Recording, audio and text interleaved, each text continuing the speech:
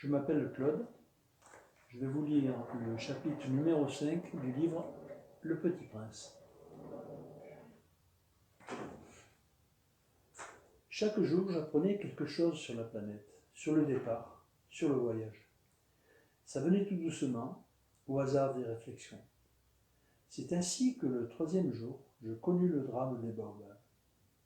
Cette fois-ci encore, ce fut grâce au mouton, car brusquement le petit prince m'interrogea, comme pris d'un doute grave. C'est bien vrai, n'est-ce pas, que les moutons mangeaient les arbustes? Oui, c'est vrai. Ah, je suis content. Je ne compris pas pourquoi il était si important que les moutons mangeassent les arbustes. Mais le petit prince ajouta, par conséquent, ils mangent aussi des baobabs. Je fis remarquer au petit prince que les baobabs ne sont pas des arbustes, mais des arbres grands comme des églises, et que, si même il emportait avec lui tout un troupeau d'éléphants, ce troupeau ne viendrait pas à bout d'un seul baobab. L'idée du troupeau d'éléphants fit rire le petit prince. Il faudrait les mettre les uns sur les autres. Mais il remarqua avec sagesse. Les baobabs, avant de grandir, ça commence par être petit. C'est exact. Mais pourquoi veux-tu que les moutons mangent les petits baobabs? Il me répondit. Ben voyons, comme s'il s'agissait là d'une évidence. Et il me fallut un grand effort d'intelligence pour comprendre à moi seul ce problème.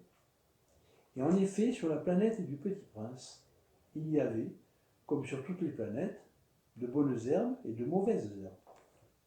Par conséquent, de bonnes graines et de bonnes herbes, et de mauvaises graines, de mauvaises herbes. Mais les graines sont invisibles. Elles dorment dans le secret de la terre, jusqu'à ce qu'ils prennent fantaisie à l'une d'elles de se réveiller. Alors elles s'étirent et poussent d'abord timidement vers le soleil, une ravissante petite brindille inoffensive. S'il s'agit d'une brindille de radis ou de rosier, on peut la laisser pousser comme elle veut.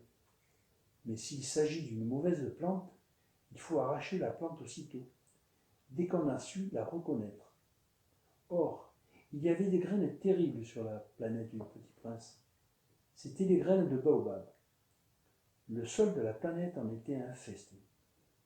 Or, un baobab, si l'on s'y prend trop tard, on ne peut jamais plus s'en débarrasser. Il encombre toute la planète. Il perfore de ses racines. Et si la planète est trop petite, et si les baobabs sont trop nombreux, ils la font éclater. C'est une question de discipline, me disait plus tard le petit prince.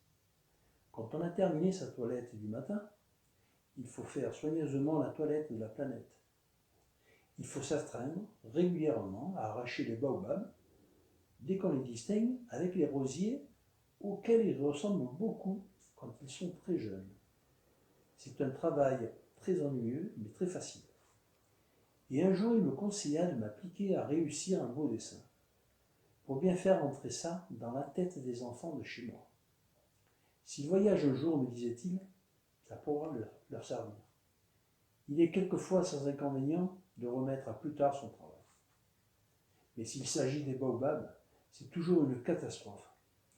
J'ai connu une planète habitée par un paresseux. Il avait négligé 3 arbustes.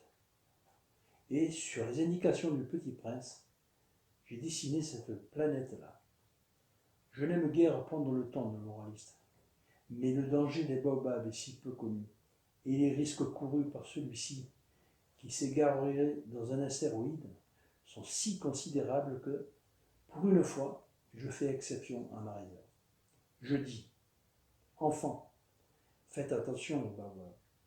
C'est pour avertir mes amis d'un danger qu'ils frôlaient depuis longtemps, comme moi-même, sans le connaître, que j'ai tant travaillé ce dessin-là.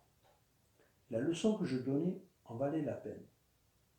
Vous vous demanderez peut-être, pourquoi n'y a-t-il pas, dans ce livre, d'autres dessins aussi grandioses que le dessin des baobabs? La réponse est bien simple. J'ai essayé, mais je n'ai pas pu réussir. Quand j'ai dessiné les baobabs, j'ai été animé par le sentiment de l'urgence.